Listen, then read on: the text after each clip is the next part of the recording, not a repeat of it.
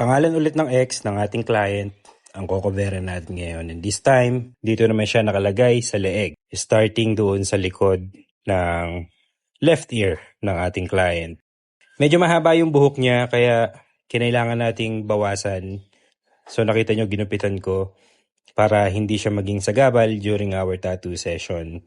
After nun, nilinisan na natin yung area. Mahalaga din na inaahitan natin para mawala yung mga maliliit na balahibo na pwedeng humarang doon sa pagpasok ng ink doon sa balat.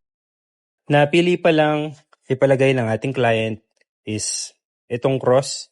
Dapat isang cross lang to, no? Kaso nung nakita niya tong design na to, which is yung tatlong cross na magkakadikit, ito na lang yung pinalagay niya. And hindi naman kami nahirapan i-coveran yung old tattoo niya kasi maninipis lang naman yung letters na yun.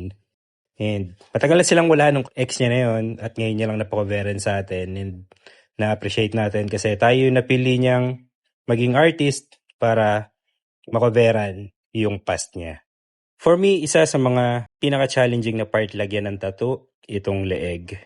Basically dahil lang naman mahirap hanapin kung saan ko ipupwesto yung kamay ko habang nagtatato. So aside kasi sa comfortability ng client natin, kailangan nasa maayos din na pwesto yung kamay ng artist para maging maayos yung bawat hagod doon sa balat. But so far, nagawa pa rin naman natin na maayos at ito yung naging resulta ng cover-up na tatlong cross ng ating client. For bookings and inquiries, just PM me, Bonnie Artworks. Please like and follow for more. Magandang araw po sa lahat.